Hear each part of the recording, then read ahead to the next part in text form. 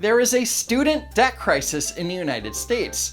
College tuition costs have risen 250% in the last 10 years, and according to the Consumer Financial Protection Bureau, student loan providers don't always give accurate and timely information about how best to pay off loans. But ultimately, the main cause of the student debt crisis are the borrowers themselves. Take, for example, Taylor Smith, who has a bachelor's degree in political science and government from Texas A&M.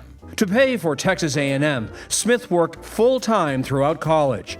She also cobbled together 11 student loans. I probably graduated with about $53,000 in student debt. That number hit me for the first time my last semester of college, and it was the first time I saw the full balance, and I had a panic attack immediately. She took out 11 student loans and was surprised at the ramifications of taking out 11 student loans. You know, just thinking like, oh my God, I just got myself in $50,000 of debt. That is a lot of money, but it's not terrible if your first year's salary is equal to how much you owe in student debt.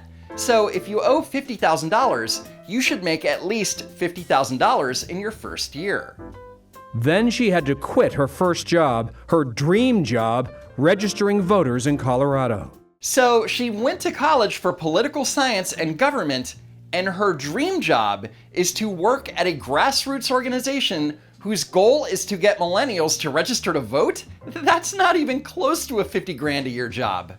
Not to mention that you can do all that without a political science degree. And now she works as a director of sales and account management at a tech company. Glad to see she's putting that $50,000 degree to good use. In addition to working full-time at a Maryland middle school, she now works 2 other part-time jobs, running an after-school book club, singing in a church choir, and yet earned only $46,000 total last year, while still owing more than $60,000. You mean to tell me that running an after-school book club and singing in a choir didn't bump her up to 6 figures? Color me surprised. How old was I when I signed my first promissory note? 17. Am I really going to read said promissory note from beginning to end? Or understand it. Or understand it even if I had read it. Starting to see a pattern here. Jessica Love Jordan is in a similar situation. She started college late and is now working on finishing her master's in addiction counseling. She juggles school, work, and being a single parent, and sometimes the debt feels too much. Now and again, when I look at the statement and see how much I actually have to pay back, it's almost suffocating. When she graduates, she can expect to make about $33,000 annually as an addiction counselor. Her debt will be about $90,000. Now, I'm not saying that being an addiction counselor isn't a noble profession, but she's paying $90,000 in tuition to effectively make $15.86 an hour. She's never, ever going to be able to pay that off, especially with her being a single mom. Jordan Heft. He's been trying to get a more manageable payment plan. He studied film, but couldn't get a job in the industry. He now owes $100,000 in private student loans, but was paying interest only until recently. I wonder why he couldn't get a job in the industry, because those drawings are fantastic. But seriously, I really hope he's not bringing that portfolio around on job interviews. Wow. A few months after the end of her academic career, Nina denounces a system of which she says she's a victim. The diploma was supposed to open the gilded doors to a career that hasn't materialized. Nina went to the University of Maryland and has a bachelor's degree in Persian studies. It's a specialized field, and if you have a bachelor's and a master's, you can be very valuable to the US government and have a job for life. I've spent over $129,000 on my tuition, not including the textbooks, not including the time, not including the energy, not including the jobs that I had to take. And I don't know if I'd do it all over again. You don't know if you would do it all over again? If you can't find a job and you claim that you're a victim, why would you even consider making the same choices? And if it couldn't get worse, Nina lives with her mother, who also has tens of thousands of dollars in student debt. Together, they owe $150,000. Talk about the blind leading the blind. Nina's mother is in a slightly better position though, because she works for the State Department and has a good shot at being eligible for public service loan forgiveness after 10 years. But like many people having problems with student debt, it's not their fault. Nina's mother says state governments prefer to see education as a commodity rather than as a public service. How does that happen? It's not like Maryland is all of a sudden unable to meet those accommodations or not wanting to provide services to students for the long haul. This is the future. These kids are the future for the state. But only if they continue to work and live in the state.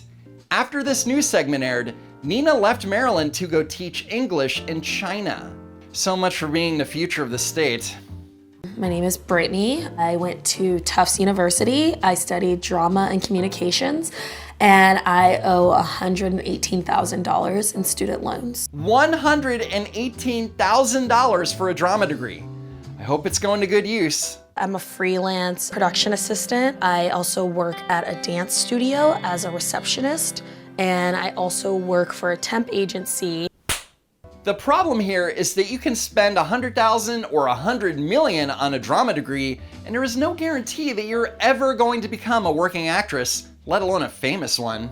Moreover, the federal government should not be giving out student loans for people to major in things like drama or film studies. Every day I call Congress. Senator Feinstein's office. Hi, my name is Brittany King, and I'm a constituent from Los Angeles.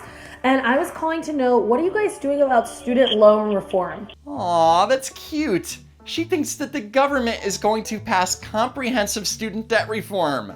I was calling to know, what are you guys doing about student loan reform? Well, Brittany, since you didn't become the next Regina King, we're gonna forgive your student debt and hand it off to the American taxpayer. Sound good?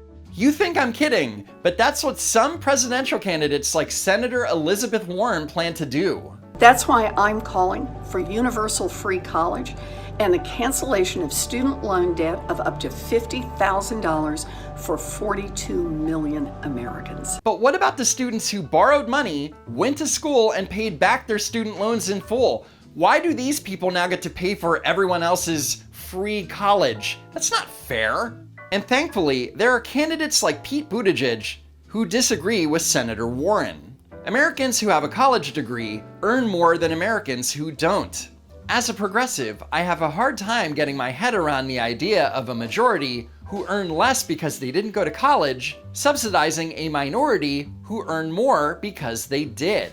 And he's right. Furthermore, why should taxpayers get to subsidize Taylor's political science degree when she didn't even use it? Or subsidize Nina's Persian studies degree when she's not using it and working in another country? Or Jordan's degree in film studies. Seriously, what the hell is this?